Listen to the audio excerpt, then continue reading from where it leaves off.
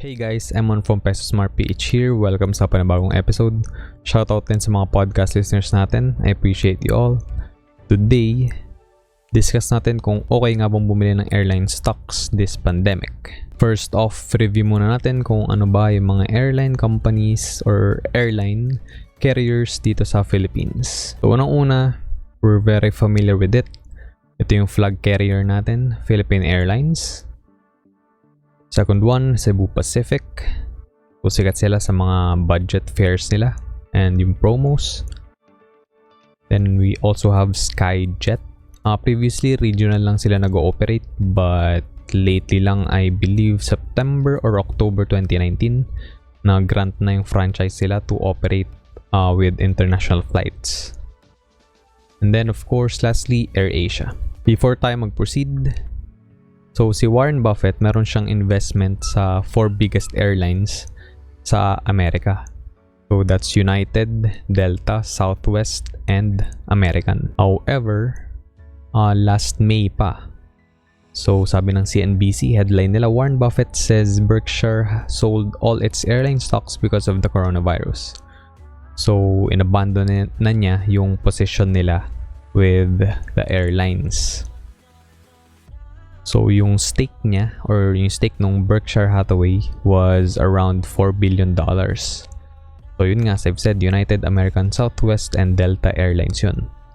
And sabi niya, the world has changed for the airlines and I don't know how it's changed and I hope it corrects itself in a reasonably prompt way. And then he added, when we sell something, very often it's going to be our entire stake. We don't trim positions. So yung buong stocks nila or lahat ng stocks na hawak ng Berkshire Hathaway dun sa big 4 airlines na yun is binenta na nila. Kasi 'di ba, pag minsan yung mentality mo is okay, since sa tingin mo medyo magtitik ng hit or medyo palugi ngayong taon yung company na pinag-investan mo. Like, ang una mong gagawin is, for example, portion lang, 'di ba? Let's say half. Half lang muna ibebenta mo. Pero kay Warren Buffett, kapag nakita niya or nag-decide sila na magbenta ng isang stock ng position nila, gusto nila magbago ng position, lahat ng stocks na yun, lahat ng shares na ino-own nila, ibebenta nila yung lahat. Which will drive the prices down, obviously, kasi sobrang daming shares nitong si Warren Buffett. Kasi sobrang laki ng buying power niya and yeah, he is one of the biggest investors sa buong mundo. And sa Forbes, sabi dito, Warren Buffett sells airline stocks amid coronavirus. Sabi niya, I made a mistake. So, I believe kakakuha lang din nila nitong mga stocks na to. And ayun nga, since nag-hit yung coronavirus, binenta niya agad to cut some losses. And marami ring tao na nag-criticize sa kanya and nagsabi na parang nawawala na yung charm niya or yung parang magic niya, kumbaga. Kasi nga nakita nila after ilang months nung binenta niya yung stocks ng mga airlines, nag-recover. Well, obviously, ganoon naman talaga yung mangyayari. Kasi marami ring nag-follow sa kanya. Nung nagbenta siya ng mga stocks na yun, karamihan doon sa ibang value investors is nagbenta rin if may hawak sila na stocks ng mga airlines na yun. So obviously, pababa yung prices. And after that, syempre, pag bumaba, hindi naman yun patuloy bababa eh. Normally, talagang tataas siya. So, ganoon lang talaga.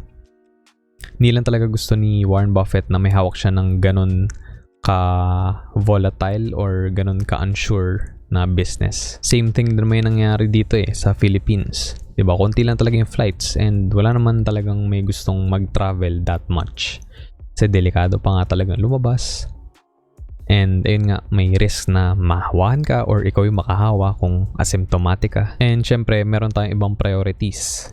Syempre, iba nagsisave ng cash if ever magkasakit man. And syempre, yung iba nagtatrabaho pa rin just to provide food sa mga families nila. So, ito yung graph. So, nagbenta siya noong April pa.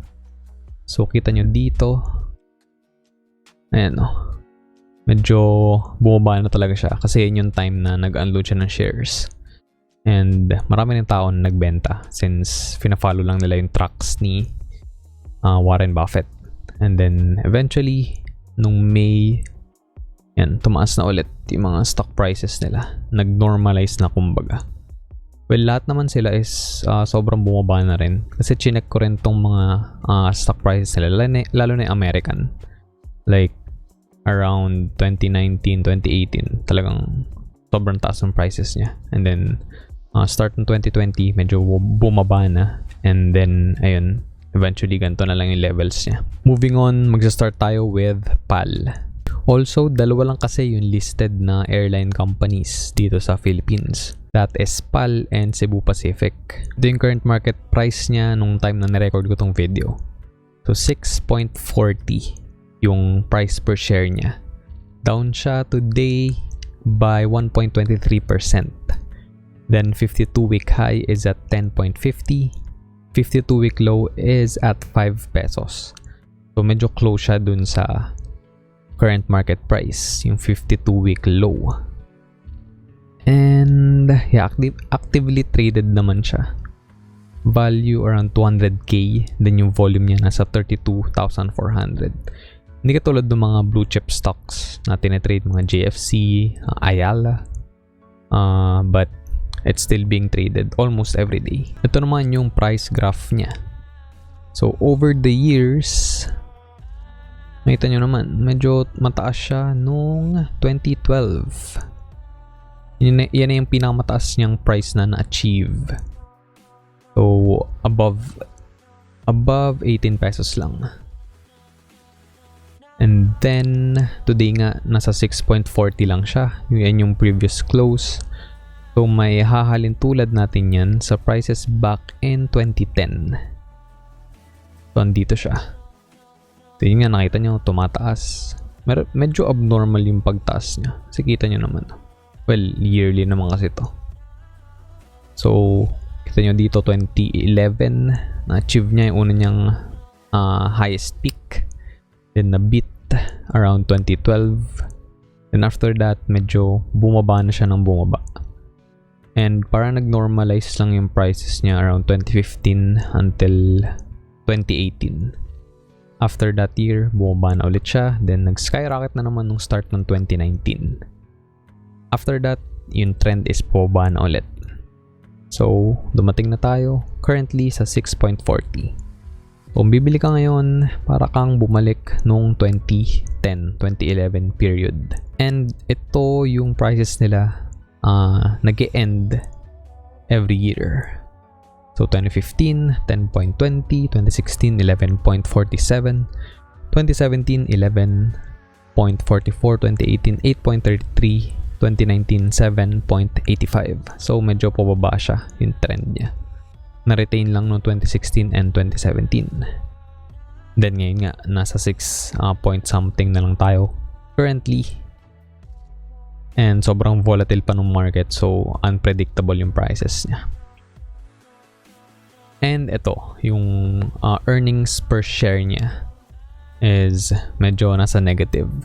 So, hindi sila masyado kumikita as a company.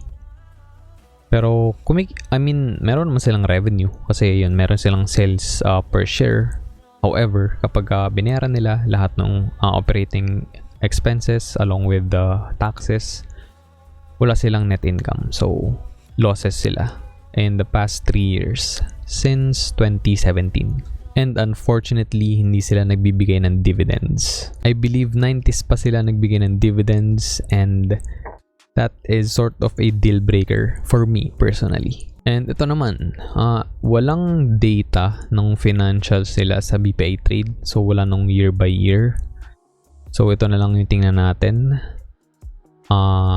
Income nila last year. So, fiscal year ended December 31, 2019. Then, in 1,000 pesos to. So, in billions na to. Itong mga to. Gross revenue nila, ang laki naman eh. 154 billion pesos. However, yung expenses nila, 151 billion. And kapag nakapagbayad na sila ng taxes, lahat-lahat, nasa negative 9 billion, 9.7 billion yung losses nila. Sakit nun. then nung previous year, ganitong period, nasa negative 3.7 billion din yung losses nila. So basically, hindi kumikita yung company. Then ito quarterly naman. So obviously, since wala masyadong flights nitong first quarter ng 2020, gross revenue nila nasa 32 billion pesos. Then gross expense 38 billion. Dun pa lang lugi na agad sila, 'di ba? Mas mataas yung expenses nila compared to revenue. Then net income after taxes nasa net loss after taxes is 9.2 billion pesos. Ang sakit talaga. So hindi na ako kumikita yung business nila before pa yung pandemic, and then ayun nga, dumating pa tong COVID-19. Parang nagra-rub ka ng salt sa wound. Sobrang sakit talaga. And di sila nagbibigay ng dividends. Obviously, hindi naman sila makapagbigay talaga kasi wala silang pagkukunan. Next one. So, Cebu Air Incorporated or Cebu Pacific as we commonly know it. Current price niya is 40.25. Down siya ng 2.19%. Then 52-week low is at 31.05. 52-week high is at 98.90. Medyo naka-recover na tong price niya currently kasi nga nasa 31 yung 52-week low niya. However, yung 52-week high nga niya is sa 98. So, more than doble if ma-achieve niya ulit yun if bumili ka ngayon. Or syempre, may mga risks yan. Since hindi nga ganun ka-active yung flights, yung main customers nga nitong Cebu Pacific is like yung mga naghahanap ng budget-friendly na flights. And karamihan sa atin, syempre kasama ako dun, hindi tayo naglo-look forward into traveling that much compared before. So medyo magti-take talaga ng hit yung revenue nila. Then, tingnan natin yung price graph niya. So, na-list siya sa PSE back in 2010 pa. So, late 2010. It started na sobrang taas ng prices. More than 125 pesos yung price niya na na-achieve. Nung unang, siguro ilang months to after niya mag-IPO. Then, syempre, eventually, gano'n naman di ba, na-hype yung mga tao, ang daming bumibili, so it drives the prices up. Then, eventually, nag-normalize na yung prices niya, bumaba na. 2012, ayan, kita nyo naman, nakuha niya yung una niyang low. Then, before 2013, nag-low ulit siya dito, around below 60 pesos lang. Then, medyo tumaas naman siya ulit, around 2014, 2013, above 80 pesos, then bumagsak na ulit. Then after that, medyo pataas na siya ng pataas. Na-achieve niya ulit yung around 120 pesos per share back in 2016, bago mag 2017. Then, ayan, medyo steady gold tip na lang siya dito until 2018. Before mag 2019, bumagsak ulit siya. Then eventually, last year, tumaas na ulit siya. Almost 100 na yung levels. Yun nga, na-achieve yung 98 na 52-week high. And pagpasok ng 2020, medyo dapat steady lang naman siya. However, dumating nga yung COVID-19. So, ayan, bumagsak siya. Itong pinakamababa niya nangyari to back in March 19 or March 20. Then, ito, yung prices niya every end of the year. 2015, 82.35. Tumaas siya noong 2016, 93. Then 2017, nag-skyrocket ulit, 100. Then yun, bumaba naman noong 2018, 73.20.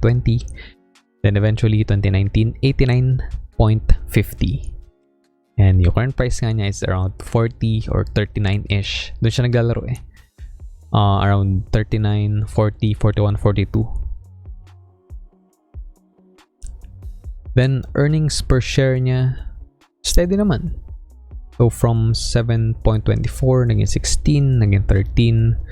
2018 medyo hindi gano'ng kaganda, 6.51 lang. But last year, solid 15.18 yung earnings per share. Kita nyo naman yung sales per share, lumalaki siya every single year. And ito yung maganda dito, yung dividends niya. So every year, consistent sila nagbibigay ng dividends. So the past 5 years, nagbibigay sila. However, this year, I think magsiskip na sila. Since hindi naman sila kumikita ng maayos and hindi talaga stable yung business sila currently. And directly affected sila nung COVID-19. So dividend yield, nag-grow siya every single year. Last year na yung pinakamataas, 7.82%. And yung dividend payout naman is nag-increase din naman siya kahit papano compared sa mga 20, 12, and 21% nung 2015 to 2017. 2018 tumaan siya 69%. Then last year at 46%. So pag in-average out mo yan, medyo malaki na rin. So ito, so since 2011, nagbibigay sila ng dividends. Merong regular, merong special. Then yung 5-year average dividend yield niya is around 4.14%. Medyo swak na yun. Almost 5% na. And ngayon nga kung bumili ka, syempre, sobrang taas ng dividend yield niya. Kung i-compare mo sa prices niya ngayon. However, hindi natin alam kung kailan magre-resume yung pagbigay nila ng dividends. Pwedeng next year, pwedeng 2 years from now. And yeah, indefinite pa yun. And then yung 5-year dividend payout ratio niya is around 33.84%. Hindi na siya ganun kataas and hindi na naman ganun kababa compared sa mga ibang companies na like 10% lang yung binibigay nila as dividends. So swak lang to. Then silipin naman natin yung financials niya. So tingnan natin yung net income niya from 2015. Every year naman nag-grow except nung 2018. Nag-halt doon. Then 2019 bumalik siya to 9.12 billion pesos. Then yung short-term and long-term borrowings, medyo malaki siya. Yun nga yung delix dito eh. Kasi ngayon, di ba, anong ipambabayad nila sa utang nila? Since hindi nga sila nagkakaroon ng consistent na cash flow because of the pandemic. So, isa to sa mga parang red flag about this stock, about buying this stock. Then total revenues, ayan, kita nyo naman, every year, lumalaki siya. Consistent yung pag-grow ng revenue niya. Operating expenses, steady lang din. Nasa 50-ish, 40-ish billion pesos every year.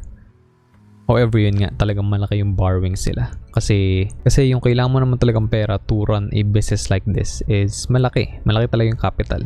And malaki yung operating expenses sila. That is why sobrang magtitake ng hit yung business nila. Kapag hindi sila pwede mag-operate, well, normally lahat naman ganun eh, di ba? Pero syempre may mga business na nagtathrive sa ganitong panahon.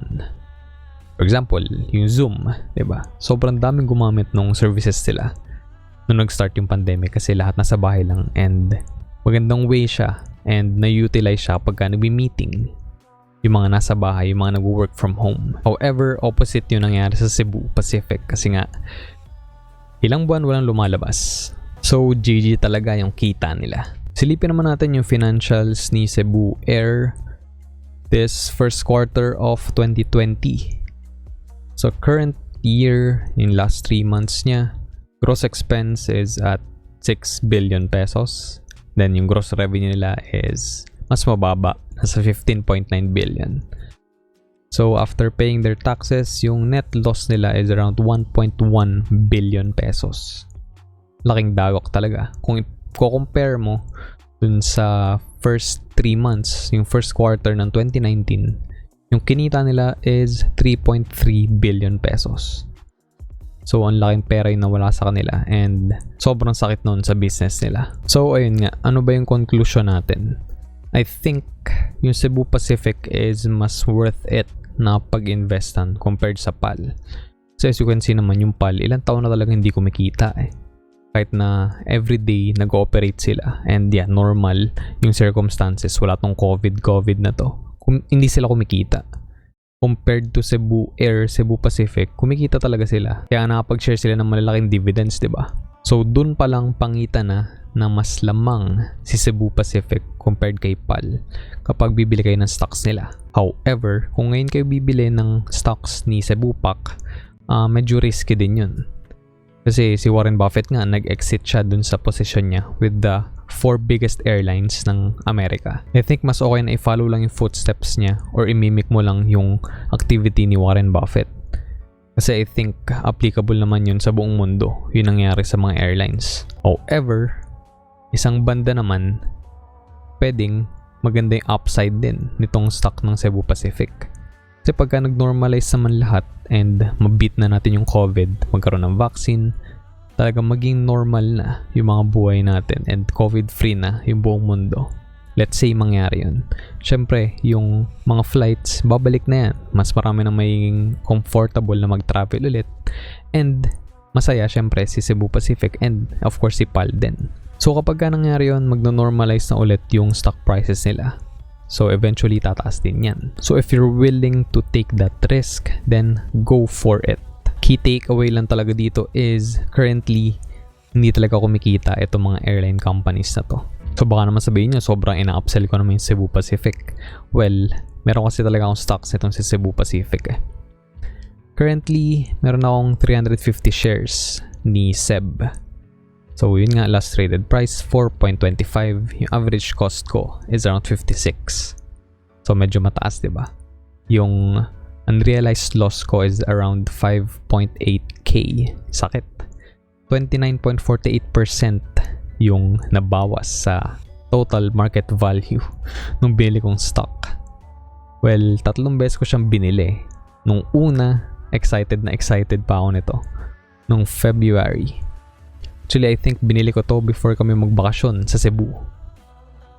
So, 79.45 pesos per share yung bili ko. 150 shares yung binili ko nun. Around 11.9k yung naging total ko.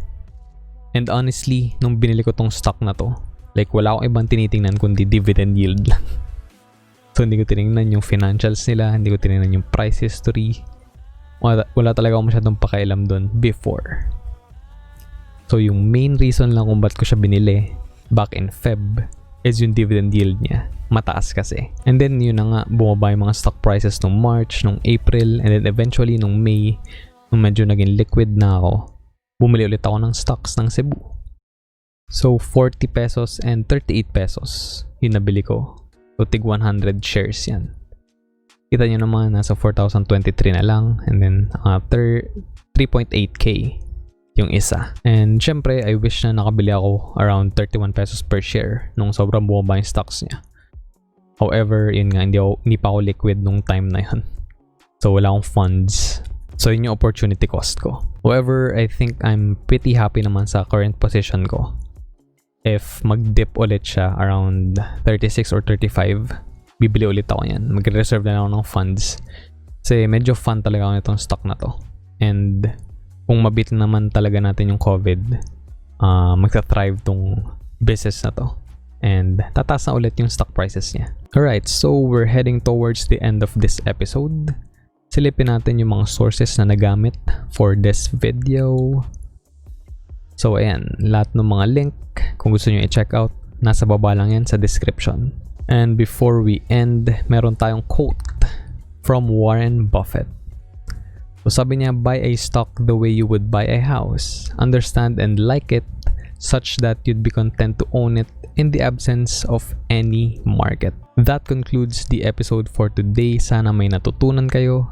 And if umabot kayo at the end of this video, thank you very much. I appreciate you. Don't forget to like and share this video kasi nakakatulong yun sa algorithm ni YouTube. And if bago naman kayo sa channel ko, don't forget to subscribe and ring the notification bell. I upload 2 new videos every single week and you don't want to miss them. Again, thank you very much for watching. Be safe and always remember, be Peso smart. Fight back.